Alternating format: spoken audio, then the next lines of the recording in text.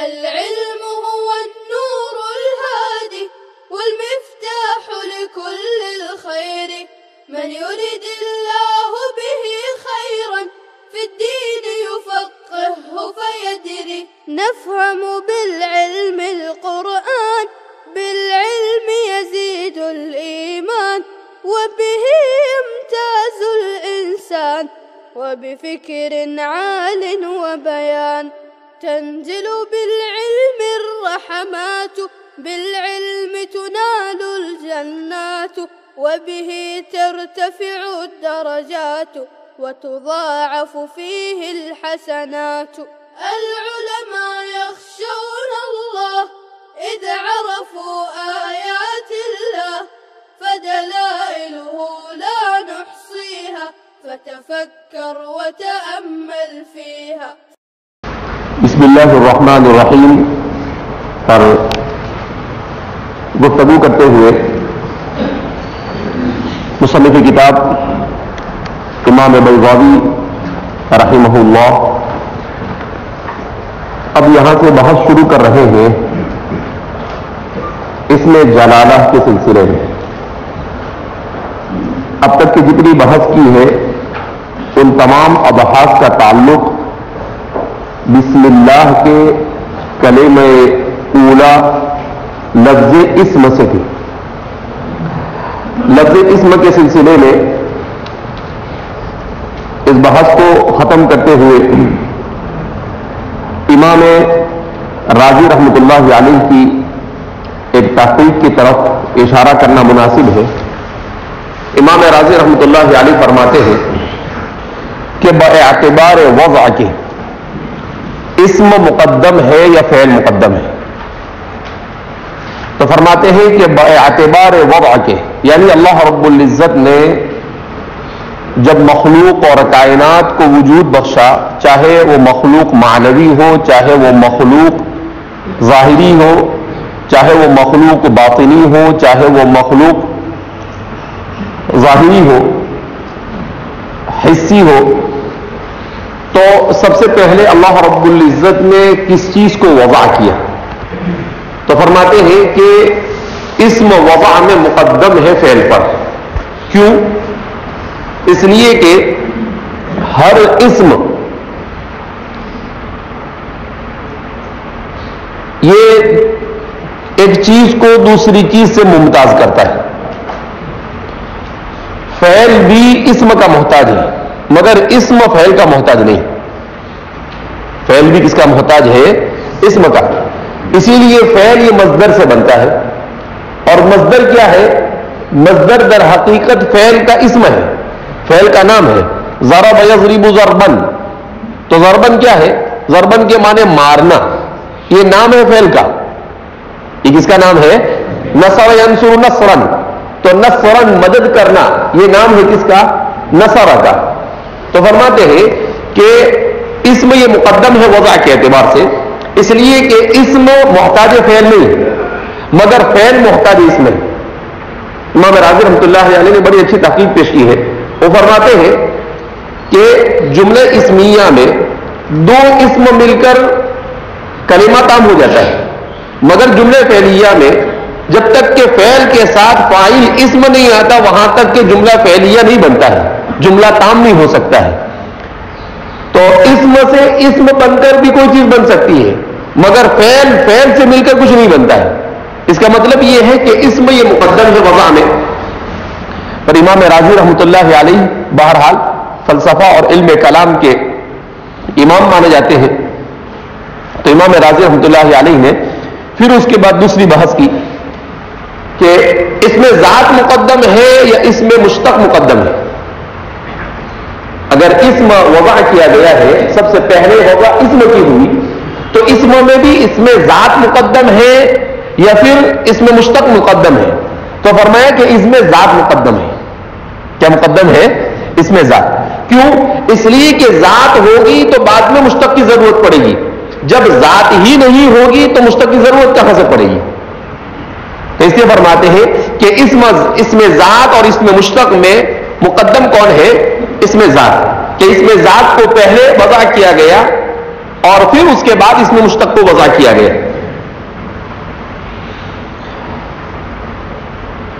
اب اس کے بعد یہاں سے بحث شروع ہو رہی ہے. واللہ اصلہ الہ فحذفت الحمزة وعوض عنها الالف واللام ولذلك قيل يا الله بالقطع الا انه مختص بالمعبود بالحق والاله في الاصل لكل معبود ثم غلب على المعبود بالحق واشتقاقه من الها آلهة وألوهة وألوهية بمعنى عبد ومنه تأله واستأله. تو سب سے پہلے مصنف یہاں پر بحث چھیڑ رہے ہیں جلالہ کے سلسلے میں کہ اس میں جلالہ یعنی اللہ رب العزت کی ذات کا, اللہ کا جو ذاتی نام ہے, یہ ذاتی نام یہ کس سے مشتق ہے. تو اس کے اشتقاق پر بحث کرنے سے پہلے ایک فلسفیانہ بحث یہاں پر یہ آتی ہے کہ اللہ کا کوئی ذاتی نام ہے یا نہیں. تو فلاسفہ اور دہریین اور غلو فی الفلسفہ, فلسفے میں غلو کرنے والے, ان حضرات کا کہنا یہ ہے کہ اللہ کا کوئی ذاتی نام نہیں, اور متکلمین اسلام کا کہنا یہ ہے کہ اللہ کا ذاتی نام ہے.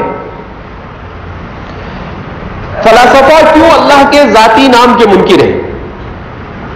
تو متکلمین کا کہنا ہے کہ اصل میں فلاسفہ کا مسئلہ یہ ہے کہ یہ لوگ ضرورت سے زیادہ عقل کو استعمال کرتے ہیں. جہاں عقل کو استعمال کرنے کی ضرورت نہیں وہاں بھی عقل کو استعمال کرتے ہیں. تو اب یہاں پر وہ اللہ رب العزت کی ذات پر کس طرح سے بحث کرتے ہیں؟ تو فرماتے ہیں کہ وہ اس طور پر بحث کرتے ہیں کہ اللہ رب العزت سے اس کی صفات کا انکار کرتے ہیں, اس لیے کہ تعدد صفات تعدد ذات کو لازم آتا ہے یہ کہہ کر. تو اللہ سے تعدد صفات کا انکار, یعنی اس صفات کا اللہ کے انکار کیا. پھر اس کے بعد انہوں نے اللہ کے لیے اس کی صفاتی نام کے ساتھ ساتھ اس کے ذاتی نام کا بھی انکار کیا. اب سوال پیدا ہوتا ہے کیوں انکار کیا اس کا؟ تو وہ کیا کہتے ہیں کہ اللہ کا اگر ذاتی نام مانا جائے تو یا تو اس کا واضح اللہ ہوگا یا اس کا واضح اللہ کی مخلوق ہوگی, یعنی اس اللہ کے ذاتی نام کو وضع کرنے والا یا تو اللہ ہوگا یا اللہ کی مخلوق ہوگی. اگر اس کا واضح ذاتی نام کا اللہ ہے تو پھر اس کی دو میں سے کوئی ایک وجہ ہو سکتی ہے, یا تو اللہ رب العزت نے اپنا ذاتی نام اس لیے رکھا تاکہ اپنی حقیقت بتلا سکے, یا پھر اللہ رب العزت نے اپنا ذاتی نام اپنی مخلوق کے لیے رکھا ہوگا, یعنی اپنی ذات کی حقیقت کو بتلانے کے لیے یا مخلوق کو اپنی حقیقت سے واقف کرنے کے لیے. اور کہاں فلسفہ بحث کر رہے ہیں, اور یہ دونوں صورت میں اللہ رب العزت کی طرف یہ کہنا کہ اللہ رب العزت نے اپنی معرفت کے لیے اپنا نام رکھا تو کہا کہ اس سے اللہ کا محتاج اسم ہونا لازم ہوتا ہے. اگر مخلوق کے لیے رکھا ہے تو مخلوق گویا کہ اللہ کی معرفت کے لیے نام کی محتاج ہو گئی, لہذا اللہ رب العزت کو اللہ کے اپنے ذاتی نام کا واضح نہیں کہا جا سکتا. یہ ابھی وہ بحث کر رہے ہیں, اس کا جواب ابھی آئے گا متکلمین کی طرف سے, وہ الگ بات ہے. یا پھر اللہ کے نام کی واضح مخلوق ہوگی کہ انسان نے یا اللہ کی کسی مخلوق نے اللہ کا ذاتی نام رکھا ہوگا, اور مخلوق بھی اللہ کا ذاتی نام نہیں رکھ سکتی. کہا کیوں نہیں رکھ سکتی ہے؟ اس لیے کہ اللہ کا ذاتی نام اگر مخلوق رکھتی ہے تو اس صورت میں ضروری ہے کہ جس کا نام رکھا جائے اس کی حقیقت سے واقف ہو جائے, اور مخلوق یہ اللہ کی مکمل حقیقت سے واقف نہیں ہے. اور جب مخلوق اللہ کی مکمل حقیقت سے واقف نہیں ہے تو مخلوق بھی اللہ کا ذاتی نام نہیں رکھ سکتی ہے. تو اب اللہ نہ اپنا خود ذاتی نام رکھ سکتا ہے, نہ مخلوق اللہ کا ذاتی نام رکھ سکتی ہے. تو جب دونوں نہیں رکھ سکتے ہیں تو اس کا مطلب یہ ہوا کہ اللہ کا ذاتی نام نہیں ہو سکتا. صغرا کبرا نکال کے نتیجہ نکال دیا گا. اس کا مطلب یہ ہے کہ اللہ رب العزت کا ذاتی نام ہو سکتا نہیں. اسی لیے متکلمین اسلام فرماتے ہیں کہ اصل میں فلاسفہ بتدریج یہ الحاد اور دہریت کی طرف بڑھے. پہلے انہوں نے اللہ کے صفاتی نام کا انکار کیا, پھر انہوں نے اللہ رب العزت کے ذاتی نام کا انکار کیا, یہاں تک کہ بعد میں ایسے فلاسفہ آئے جنہوں نے اللہ کے وجود کا انکار کر دیا. تو اللہ کی صفات کا انکار کر کر اللہ کے ذاتی نام کے انکار تک پہنچے, اللہ کے ذاتی نام کا انکار کر کر اللہ کے وجود کے انکار تک پہنچ گئے, اور دہریت کے کیا ہو گئی, یہ لوگ شکار ہو گئے. تو فرماتے ہیں کہ یہ خامخواہ کی بحث ہے. متکلمین اسلام نے اس کا بڑا اچھا جواب دیا, بالکل عقل سے لگتا اور دل کو بھاتا. متکلمین اسلام کیا کہتے ہیں کہ دیکھو, کسی چیز کا نام رکھا جاتا ہے تو اس نام کی دو وجہ ہوتی ہے, یا وہ نام دو قسم کا ہوتا ہے.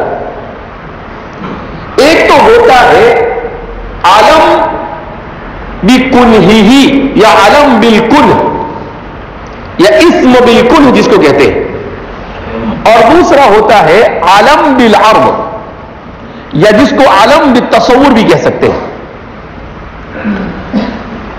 تو متکلمین اسلام فرماتے ہیں کہ عالم بالکنہ کا مطلب کیا, کہ کبھی کسی کا نام رکھا جاتا ہے اس کی حقیقت کی معرفت کے بعد اس کی حقیقت کو بتانے اور سمجھانے کے لیے.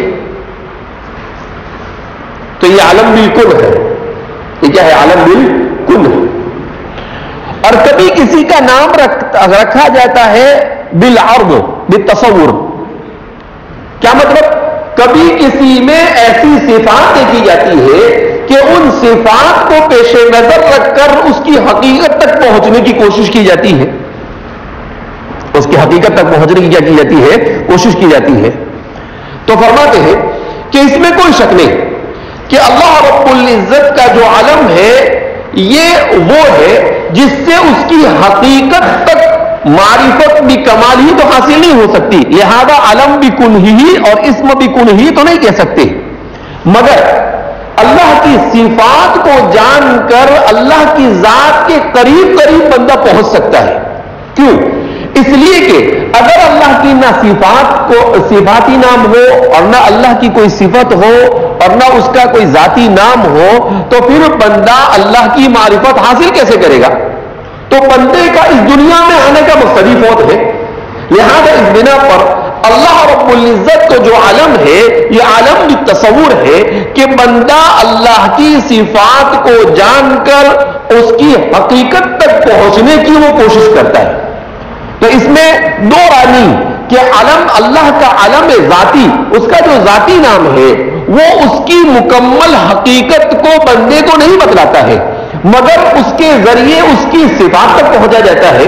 اور جب اس کی صفات تک پہنچتا ہے تو صفت کے پاس پہنچنے کے بعد بندے کے دل میں اس کی عظمت پیدا ہوتی ہے, اور اس کی عظمت جب پیدا ہوتی ہے تو پھر بندہ اس کی طرف لپکتا ہے, بندہ اس کی طرف اپنی توجہ کو مرکوز کرتا ہے.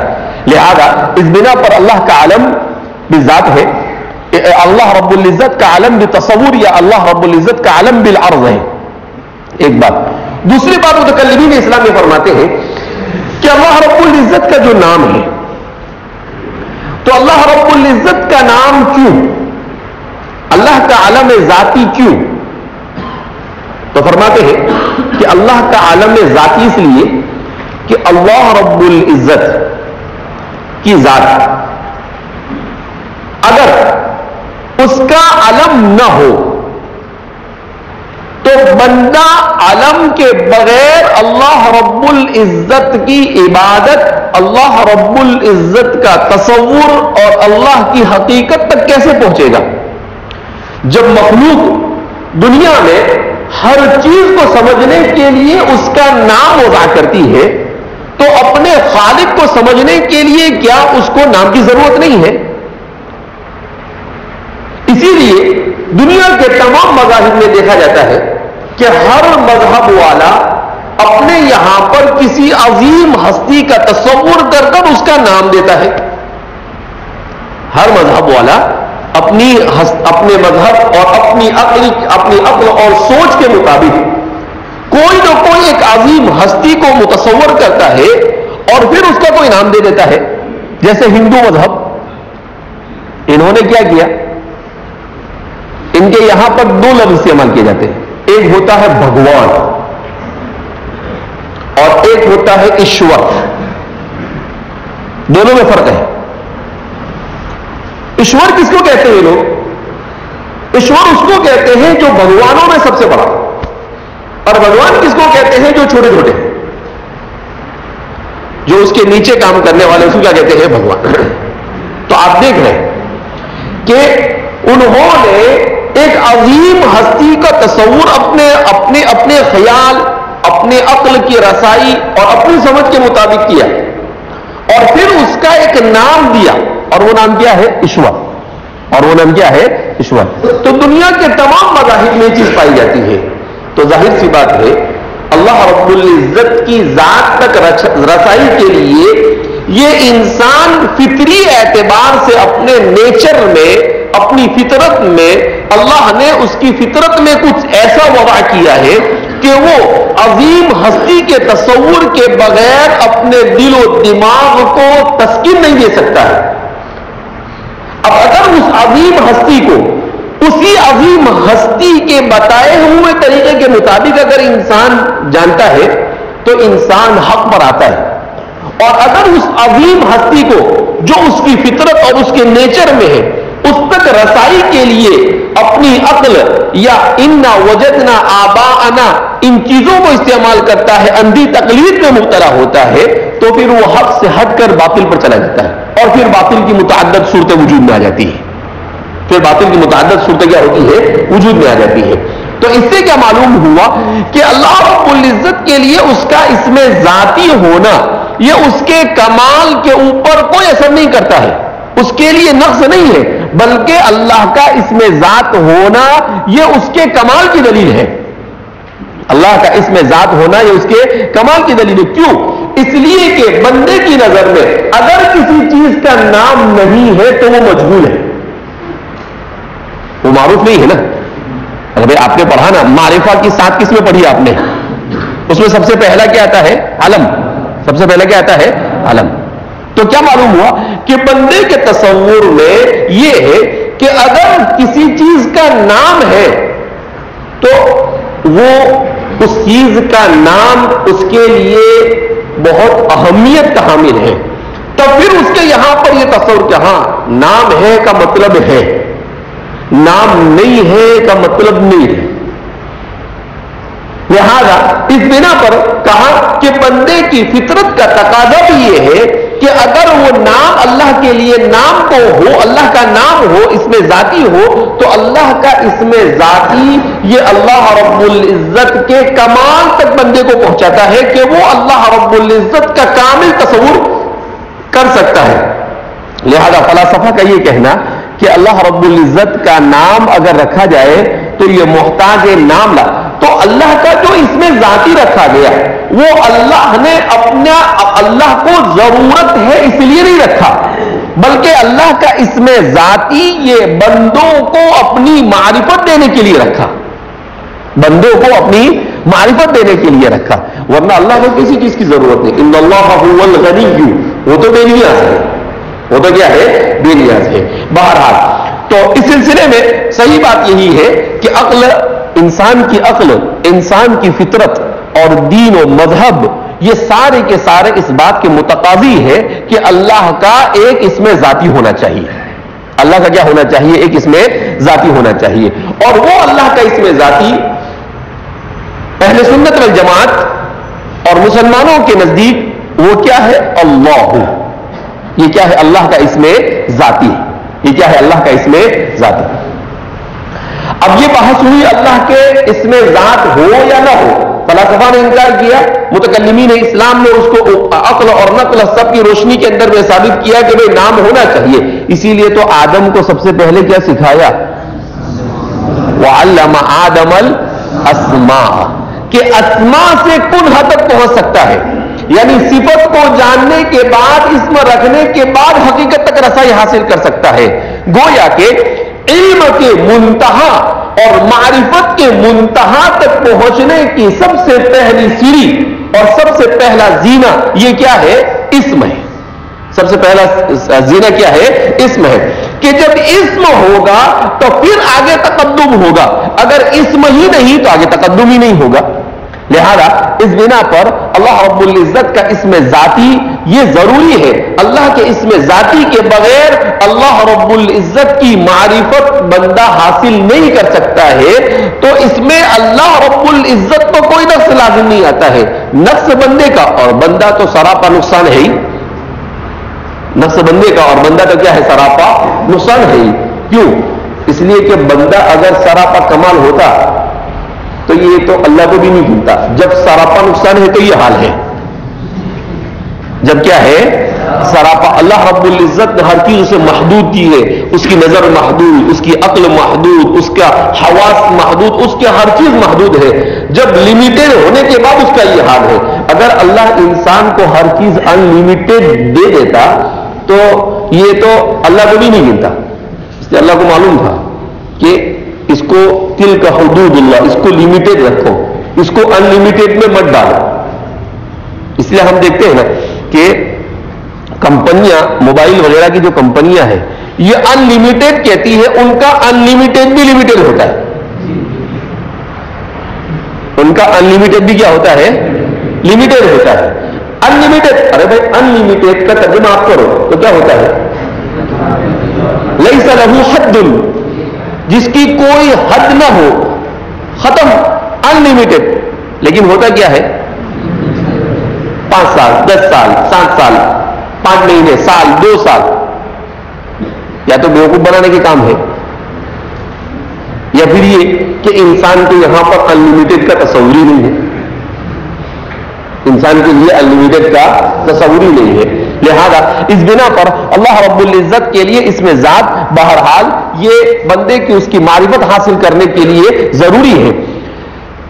اب اس کے بعد دوسری بحث, اللہ کا جو نام ہے اللہ عربی زبان میں, تو اس پر دوسری بحث یہ آتی ہے کہ یہ اللہ رب العزت کا نام جو اللہ ہے, یہ عربی ہے یا عجمی ہے, یا عربی ہے یا غیر عربی. تو اس سلسلے میں ایک قول یہ ہے کہ اللہ کا نام لفظ اللہ یہ عربی نہیں. قیل, کیا بول رہا ہوں؟ قیل, ایک ایسا قول ہے. اس کا مطلب جمہور کا قول یہ نہیں, ایک قول ایسا ہے. اس قول کے مطابق کیا کہ اللہ کا جو نام ہے یہ اللہ کا نام یہ عربی نہیں بلکہ عجمی ہے. جن لوگوں نے اللہ رب العزت کے نام کو عجمی تصور کیا تو پھر ان کے درمیان اختلاف کہ اگر عجمی ہے تو کس زبان کا, عجمی ہے تو کس زبان کا. تو بعض حضرات نے کہا کہ یہ سریانی زبان کا لفظ ہے, وہ زبان جو آدم علیہ السلام بولتے تھے. کون دیکھنے گیا؟ بہرحال ایک دعویٰ. دوسرا عبرانی زبان کا لفظ ہے جو حضرت ابراہیم اور موسیٰ کی زبان تھی, بزعمہم. اور تیسرا دنیا کی سب سے قدیم زبان کلدانی. دنیا کی سب سے قدیم زبان کون سی ہے؟ کلدانی. بزعمہم, فلاسفہ اور ماہر لسانیات کے کہنے کے مطابق. تو کہا کہ یہ کلدانی زبان کا لفظ ہے. تو جن لوگوں نے اس کو غیر عربی کہا ہے انہوں نے, ان کے یہاں پر کسی نے اس کو سریانی لفظ کہا, کسی نے اس کو عبرانی لفظ کہا, اور کسی نے اس کو کلدانی لفظ کہا. مستشرقین کی ایک جماعت ہے، مارگولیٹ وغیرہ، لعنت اللہ علیہم والملائکۃ والناس اجمعین، تو یہ لا کر نیا شوشہ چھوڑتے ہیں۔ یہ کیا کہتے ہیں کہ لفظ اللہ جو ہے وہ اصل میں قریش کا سب سے بڑا بت اللات سے بنا ہے۔ کس سے بنا ہے؟ قرآن میں ہے نا اس کا تذکرہ، افرأیتم اللات والعزى ومناة الثالثة الأخرى، تو یہ ان کے بڑے بڑے بت تھے۔ حبل ہے جس کا احادیث میں تذکرہ ہے، جیسا کہ غزوہ احد کے موقع پر ابو سفیان نے نعرہ لگایا تھا اعلو حبل، حبل کی جی ہو۔ اس کا ترجمہ کیا ہوتا ہے؟ اعلو حبل کا، حبل کی جی ہو۔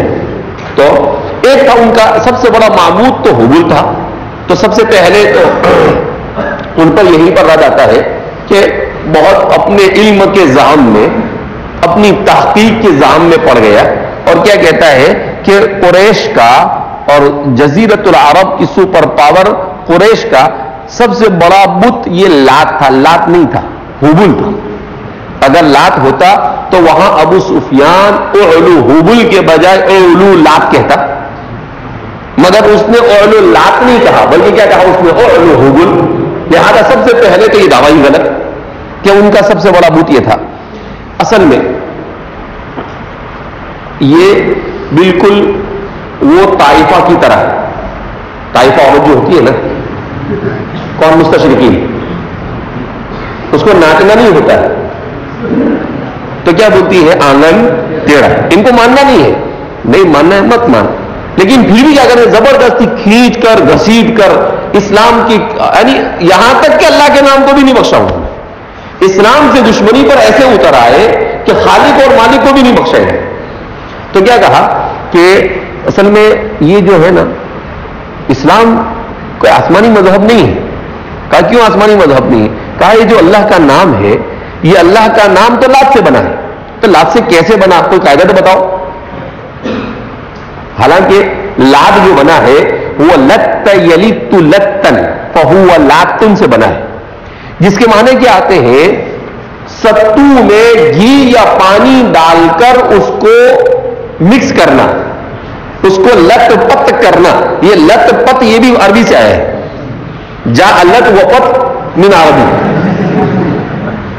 تو اس کے معنی یہ آتے ہیں۔ یہ لات کی حقیقت کیا ہے؟ یہ جو بت ہے لات، اس کی حقیقت یہ بیان کی جاتی ہے اس لیے کہ ان کے جتنے بھی بت تھے، ان تمام کے تمام بتوں کی حقیقت جاننے کی کوشش کی ہے متکلمین اسلام نے، مورخین اسلام نے۔ تو کہا کہ زمانے جاہلیت میں ایک شخص تھا، یہ مکہ مکرمہ میں حاجیوں کی خدمت کرتا تھا۔ تو کیسے خدمت کرتا تھا؟ ایک بڑا سا پتھر تھا، اس پتھر پر وہ ستو اور گھی لے کر بیٹھتا تھا اور اس کو مکس کر کر، اس کو ہلا کر اس کو مکس کرتا تھا اور حاجیوں کو کھلاتا اور پلاتا تھا۔ پوری زندگی اس نے یہ کام کیا اور وہ یہی کام کرتے کرتے مر گیا۔ تو وہ جس بت پر بیٹھ کر یہ سب کچھ کرتا تھا، بعد میں اس بت کو انہوں نے معبود کی حیثیت دے دی۔ اس کو کیا دے دیا؟ انہوں نے معبود کی حیثیت دے دی۔ اس لیے فرماتے ہیں کہ عمرو بن لحی، یہ جو سب سے پہلے قریش کے اندر بت پرستی کا، اسی لیے اللہ کے رسول صلی اللہ علیہ وسلم فرماتے ہیں کہ میں جب معراج میں گیا تو میں نے وہاں پر دیکھا کہ عمرو بن لحی، اس کی ساری انتڑیاں باہر نکلی ہوئی ہے اور اس کو عذاب دیا جا رہا ہے، اپنی انتڑیوں کے ارد گرد وہ گھوم رہا ہے۔ کہا عذاب میں مبتلا ہے۔ کہا کیوں؟ یہ سب سے پہلا وہ شخص ہے جس نے قریش میں بت پرستی کو داخل کیا۔ تو عمرو بن لحی کے زمانے میں یہ واقعہ پیش آیا تھا۔ تو عمرو بن لحی اب وہ مر گیا، اب مرنے کے بعد پتہ نہیں کیا ہوا، یا تو اس کی لاش کو غائب کر دیا گیا، یا کیا کیا گیا، وہ ملا نہیں۔ جب وہ نہیں ملا تو عمرو بن لحی نے یہ کہا کہ دیکھو، یہ اصل میں انسان نہیں تھا، یہ اپنا معبود تھا، یہ ایک زمانے تک اپنی خدمت کرتا رہا, ہمیں کھلاتا رہا, اب اس کے بعد یہ وہ اسی پتھر کے اندر میں حلول کر گیا ہے, اسی پتھر میں کیا کر گیا, وہ حلول کیا ہے, وہ اسی میں چلا گیا, لہذا ہم اس کی عبادت کرنا کیا کر دیتے ہیں, شروع کر. فجعلوا يعبدونه, تو انہوں نے اس کی عبادت کرنا شروع کر دیا. وسموه باللات, اور اس کا نام رکھ دیا لات. اس کا نام کیا رکھ دیا انہوں نے, لات, کہ بھئی یہ لت پت کرنے کا کام کرتا تھا تو اس کا نام ہی لات رکھ دیا, تو یہ ہو گیا ان کا معبود. اب یہ کیا کہتے ہیں کہ یہ لات کا مؤنث ہے, مارگولت وغیرہ, اللہ لات کا مؤنث, عربی کے کسی بھی قاعدے سے فٹ نہیں ہوتا ہے. لفظ اللہ, لفظ اللہ کا مؤنث کیسے ہوگا, کہیں سے بھی لا کر بتا دے, کوئی چیلنج ہے, کیونکہ دونوں کے مادے ہی الگ الگ. ایک کا مادہ ہے الہ, الہ, الف لام اور ہا, اور اس کا مادہ ہے لتن, لام اور تائے مشددہ.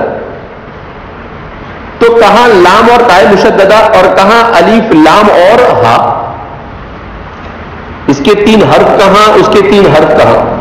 جب دونوں کا مشتق من ہی ایک نہیں ہو سکتا ہے تو پھر یہ اس کا اللہ کا مؤنث, اللہ کا مؤنث اگر بناتے تو اللہ تتو ہوتا, اور کیا ہوتا, اللہ. لیکن اللہ کیسے بنا, اس کو کوئی ثابت نہیں کر سکتا. دنیا کا سب سے بڑا لغوی بھی نہیں ثابت کر سکتا, اور دنیا کا سب سے بڑا ماہر لسانیت بھی نہیں ثابت کر سکتا, کوئی نہیں ثابت کر سکتا. لہذا ان کا یہ کہنا غلط ہے, اور ان کا یہ کہنا کہ یہ قریش کا بت تھا, یہ بھی غلط ہے. یہ قریش کا بت نہیں تھا, یعنی تاریخ کا مطالعہ بھی ڈھنگ سے نہیں کیا. یہ قریش کا بت نہیں تھا, یہ بنو ثقیف کا بت تھا.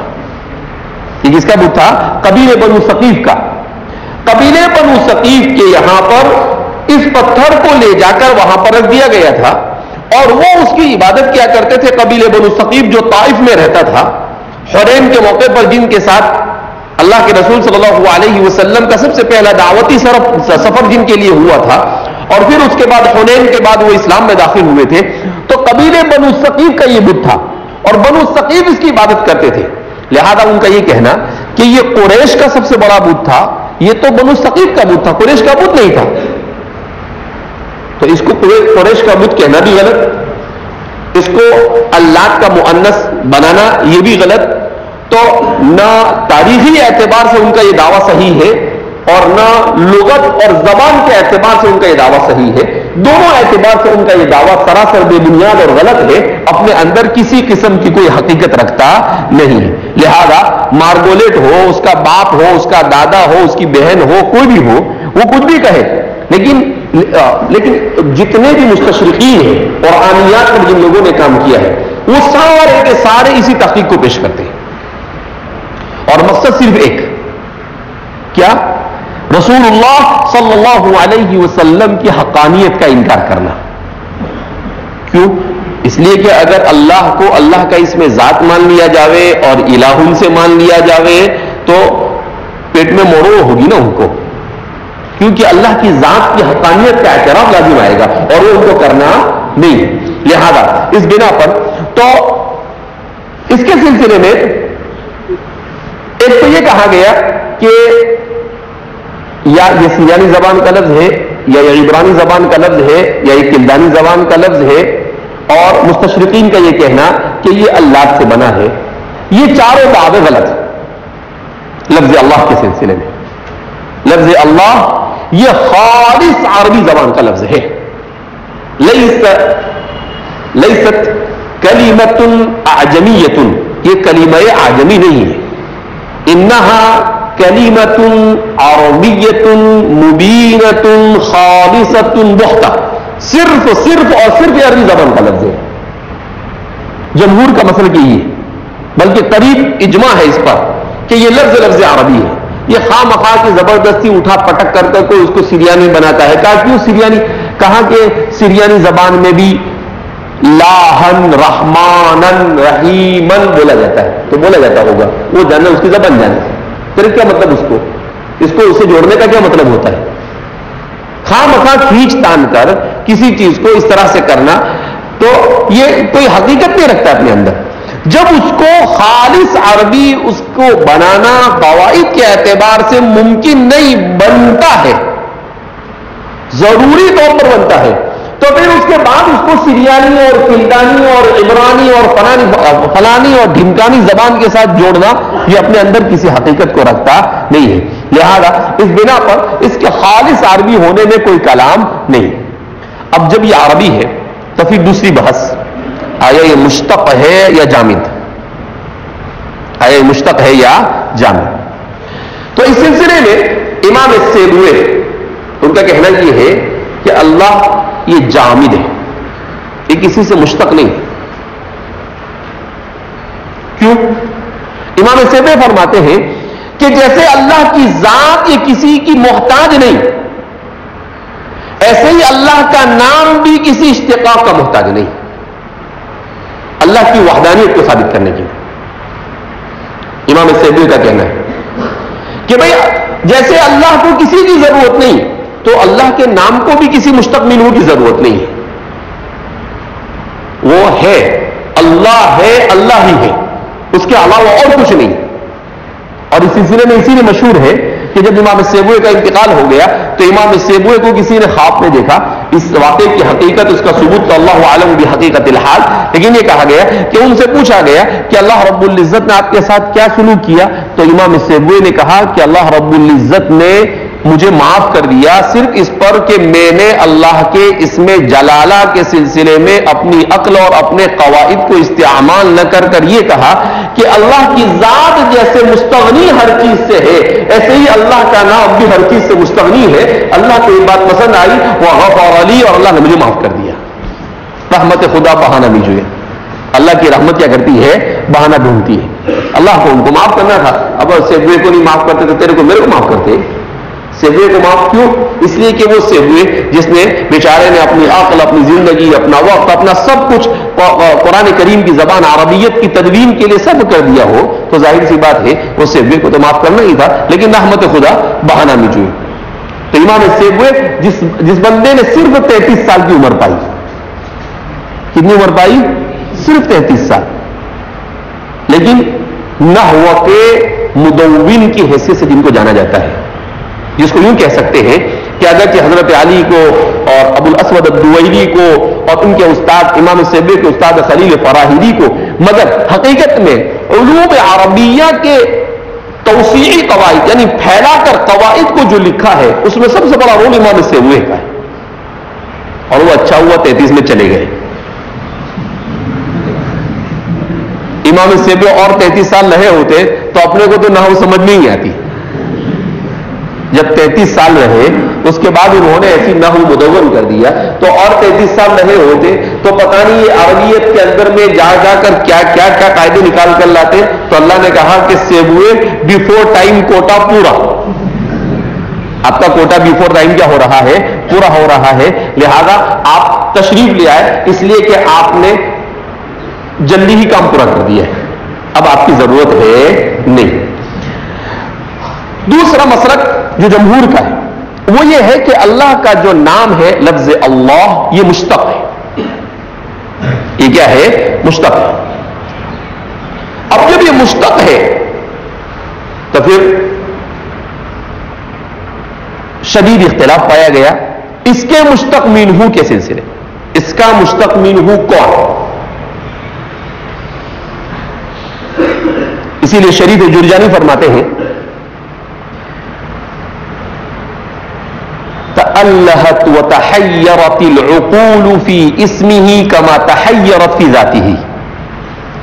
کہا اللہ کے نام کے سلسلے میں انسان کی عقلیں ایسے ہی حیران، سرگرداں اور پریشان ہے جیسے اللہ کی ذات کے سلسلے میں، کہ اس کی کن اور حقیقت تک آسانی کے ساتھ رسائی نہیں ہوتی ہے. ہر ایک اس کی ذات کو سمجھنے اور سمجھانے میں اپنی پوری صلاحیت کو صرف کر رہا ہے. کہا اسی طریقے سے اللہ کی ذات کے مشتق منہ کے سلسلے میں کہ وہ کس سے مشتق ہے، ہمارے تمام لغویین اور صرفیین یہ سرگرداں ہے. کوئی کہتا ہے اس سے، کوئی کہتا ہے اس سے، کوئی کہتا ہے اس سے. ہمارے مصنف اسی بحث کو یہاں سے شروع کر رہے ہیں تو اسی لیے فرماتے ہیں واللہ اصلہ الہ، کہ لفظ اللہ اس کی اصل ہے الہ۔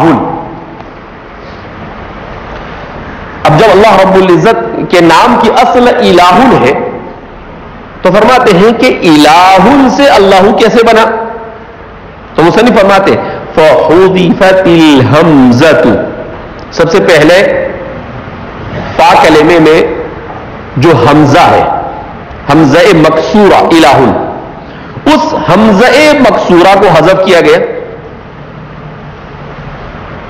وَعُوِضَ عَنْهَا الْأَلِفُ وَاللَّامُ، اب جب الہن تھا تو الہن سے کیا ہو گیا؟ لاہن ہو گیا۔ کیا ہو گیا؟ لاہن۔ تو پھر کیا کہا؟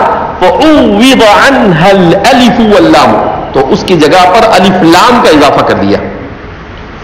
وَلِذَلِكَ قِيلَ يَا اللَّهُ، تو اب کیا فرماتے ہیں کہ دیکھو اصل میں یہ تھا الہ، اس کے بعد یہ اس کو گرا دیا تو کیا ہو گیا؟ لام۔ اب اس پر کیا داخل کر دیا؟ الف لام، لام کا لام میں ادغام کر دیا تو کیا ہو گیا؟ اللہ۔ لام کا لام میں الف لام داخل کیا تو لاہو، پہلے ایسا ہوگا نا لاہو، تو لام کا ایک جنس کے دو حرف جمع ہو گئے تو ایک کا دوسرے میں ادغام کر دیا تو کیا ہو گیا؟ اللہ۔ یہ فرماتے ہیں کہ اس طرح سے اللہ رب العزت کے نام کے سلسلے میں جمہور کا مسلک ہے۔ یہ کس کا مسلک ہے؟ جمہور لغات اور جمہور ماہرین عربیہ، ان لوگوں کا مسلک یہ ہے کہ یہ الہن سے بنا ہے۔ حمزہ کو اب سوال پیدا ہو کہ کس قاعدے سے حذف کیا، تو حمزہ یہ جب کلام میں واقع ہوتا ہے تو اس کلمے کو کلمہ محموزہ کہا جاتا ہے، اور آپ نے علم الصرف آخرین کے آخر میں پڑھا ہے، اس کے دوسرے حصے میں آپ نے پڑھا ہے کلمہ محموز کے قواعد۔ ان محموز کے قواعد میں حمزہ کلام میں کہیں بھی آتا ہے، کہیں پر اس کا حذف کرنا جائز ہوتا ہے، کہیں پر اس کا حذف کرنا واجب ہوتا ہے۔ جیسے سأل، یسألو، یسألو بھی پڑھ سکتے ہیں اور یسألو بھی پڑھ سکتے ہیں۔ تو ایسے ہی حمزہ کے ساتھ اگر اس طرح سے ہوتا ہے تو یہ کوئی عربی زبان میں لیس شیء جدید، کوئی نئی چیز نہیں ہے، قواعد کے خلاف کوئی چیز ہے نہیں۔ لہذا حمزہ اور حرف علت جب یہ کلام میں کلمے میں واقع ہوتے ہیں تو کلمے کو یہی کہا جاتا ہے۔ اس لیے آپ نے پڑھا کہ یا تو کلمہ مضاعف ہوتا ہے یا پھر کلمہ معطل ہوتا ہے، یہ کلمہ صحیح ہوتا ہے، یہ کلمہ محموز ہوتا ہے، چار میں سے کوئی ایک ہوتا ہے۔ اگر کلمہ صحیح ہے تو کلمہ صحیحہ کس کو کہتے ہیں؟ اس کو کہتے ہیں جس میں نہ حرف علت ہو، نہ حمزہ ہو اور نہ ایک جنس کے دو حرف ہو، تو یہ صحیح ہے، بیمار نہیں ہے۔ اس کے بعد اگر اس میں سے کوئی آ گیا، اگر حمزہ آ گیا تو صار محموزن، اگر حرف علت آ گیا تو صار معطلن، معطلن نہیں معطلن، اور اگر ایک جنس کے دو حرف آ گئے تو صار مضاعفن، تو پھر کیا بن جاتا ہے؟ یہ مضاعف بن جاتا ہے۔ تو فرماتے ہیں یہ محموز ہے، اور محموز میں کلام میں کہیں پر بھی حمزہ آتا ہے اس کو حذف کرنا یہ اہل عرب کے یہاں پر جواز کا درجہ رکھتا ہے، لہذا اس بنا پر اس کو حذف کر دیا گیا، تو یہ حذف کرنا کسی قاعدے کے خلاف نہیں ہے۔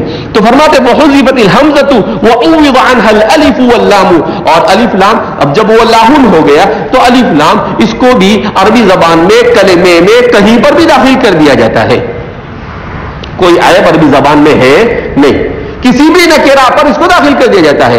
اب جب یہ لاہن ہوا تو اس پر الف لام کو اگر داخل کر دیا گیا تو یہ بھی عربیت کے خلاف۔ تو انہوں نے سب سے پہلے راجح مسلک کو بیان کیا، اور جیسا کہ ہم شروع سے دیکھتے آئے ہیں کہ یہ سب سے پہلے راجح مسلک ہی کو بیان کر دیتے ہیں اور پھر اس کے بعد دوسرے مسالک کی طرف اشارہ کرتے ہیں، تاکہ راجح کو پہلے راجح طور پر سمجھ لیا جاوے، پھر اس کے بعد دوسرے کو مرجوح طور پر سمجھے نہ سمجھے کام چلے گا، لیکن جو اصل ہے اس کو تو پہلے سمجھ۔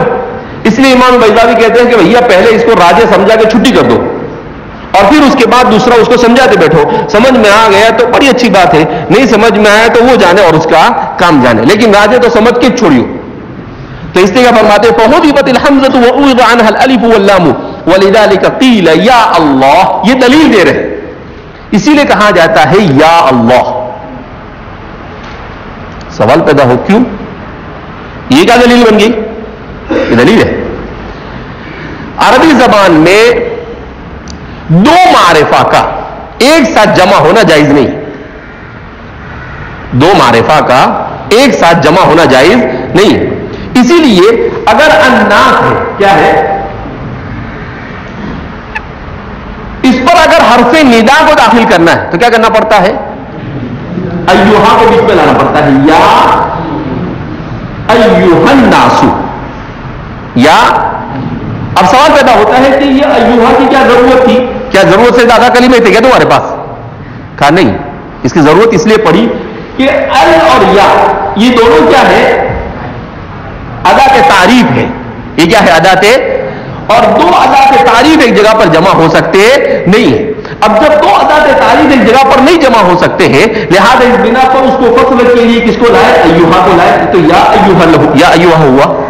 لیکن اگر اسی قاعدے کو استعمال کرتے تو یہاں پر ہونا چاہیے تھا یا ایوہا اللہ. کیا ہونا چاہیے تھا؟ جب ایسا نہیں ہے بلکہ کیا پڑھا جاتا ہے؟ یا اللہ. اس کا مطلب کیا ہوا کہ عربی زبان میں یہ جو اللہ کے سلسلے میں اس کو لاہن سے اللہن بنایا گیا ہے یہ عارضی نہیں ہے جیسے دوسرے کلمات کے اوپر ہوتا ہے بلکہ یہ اس کی پرماننٹ تعلیل ہے. کیسی تعلیل ہے اس کی؟ پرماننٹ تعلیل. کیا مطلب کہ اب یہ لاہن پر جو الف لام ہے یہ الف لام الگ نہیں رہا بلکہ یہ الف لام اس کا جزء لا ينفك بن گیا ہے. علم کا ایسا جز بن گیا ہے کہ اب وہ اس سے جدا ہو سکتا نہیں ہے. اسی لیے کہتے ہیں زمانے جاہلیت میں بھی یہ لوگ الہ کا اطلاق کسی بھی معبود پر کرتے تھے مگر لفظ اللہ کا اطلاق تو صرف اسی ذات پر کرتے تھے جو سب سے بڑھ کر تھی. زمانے جاہلیت میں بھی یہ اللہ کا اطلاق اسی پر کرتے تھے. تو اب مصنف یہ ثابت کرنے جا رہے ہیں اس کا مطلب کیا ہوا کہ جب اللہ کے اوپر یا ڈائریکٹ داخل ہو سکتا ہے اس کا مطلب یہ ہے کہ یہ اب معرف باللام نہیں ہے بلکہ یہ حمزتی یہ حمزہ کے بدلے میں لا کر رکھا گیا ہے. لہذا اس میں اب آپ اس بحث میں جاؤ کہ یہ الف لام ہے تو پھر یہ الف لام کون سا ہے؟ الف لام زائد ہے یا الف لام غیر زائد ہے؟ اگر الف لام زائد ہے تو کون سا ہے؟ اسمی ہے یا حرفی ہے؟ اگر اسمی ہے تو پھر اس میں کون سا ہے؟ یہ استغراقی ہے جنسی ہے یا الف لام حد ذہنی ہے یا حد خارجی ہے؟ کہا یہ چکر ادھر چلائیو مت, ادھر ہی چلائیے جہاں چلانے کا ہو الحمد کے اوپر آگے آئے گا لیکن یہاں نہیں. کہا کیوں؟ کہا اس لیے نہیں تو وہاں پر جب بولنا شروع کریں گے تو بولیں گے وہاں تو ایسا بول رہے تھے کہ وہاں چکر. ارے بھائی جہاں پر اس کا چکر چلانے کی ضرورت ہے وہاں چلائیں گے لیکن یہاں ضرورت نہیں. تو یہاں پر کیا بیان کر رہے ہیں کہ اب جب یہ اللہ یہ معرف باللام نہیں ہے بلکہ یہ حمزہ کے عوض میں لا کر رکھا گیا ہے تو یہ جز ہو گیا اسم کا. کیا ہو گیا؟ اب اس پر یا ڈائریکٹ اس میں داخل ہو رہا ہے کہ دو ادات تعریف کا اجتماع لازم نہیں آ رہا ہے بلکہ اللہ یہ ایک کلمہ ہے جو علم ہے. جو کیا ہے؟ علم ہے. اور علم پر جیسے یا زید ایسے ہی یا اللہ ڈائریکٹ علم پر یا داخل ہو جاتا ہے. معرف باللام ہو تو داخل نہیں ہوتا ہے. تو ایسے ہی جیسے تو مصنف فرما رہے ہیں کہ اس کا مطلب یہ ہو رہا ہے کہ یہ عوضہ ہے. یہ الف لام تعریفی نہیں ہے بلکہ الف لام وہ الف لام ہے جو حمزہ کے عوض میں لائے. اس کو الف لام عوضی بھی نہیں کہیں گے, وہ بھی مستقل ایک بحث آگے آ رہی ہے کہ اگر اس کو عوضی مانا تو کس کے عوض میں آیا یہ. بہرحال تو مصنف اپنے یا اللہ کہہ کر اپنے اسی مسئلے کو ثابت کر رہے ہیں کہ وَأُوِّدَانْ الْأَلِفُ وَاللَّامُ اور اس کے عوض میں الف لام کو بڑھا دیا. وَلِذَلِكَ قِيلَ اسی لیے کہا گیا یا اللہ بالقطع الا انه مختص بمعبود. تو تو اب آگے اس کے بعد دوسری بحث کر رہے ہیں، لیکن یہاں پر انہوں نے مصنف نے یہ ثابت کر دیا کہ لفظ اللہ یہ الہون سے بنا ہے، الہون میں حمزہ کو دور کر دیا گیا اور اس کے عوض میں ال کو اس طور پر داخل کیا گیا ہے کہ وہ اب ال سے جدا ہو سکتا نہیں ہے، وہ ال تعریف نہیں ہے بلکہ ال عوضی ہے، اور جب وہ ال عوضی ہے لہذا یہ اب پورا اللہ یہ ایک عالم بن گیا، جب یہ ایک عالم بن گیا تو اب اس پر حرف ندا کا ڈائریکٹ داخل ہونا کیا ہو گیا؟ صحیح ہو گیا۔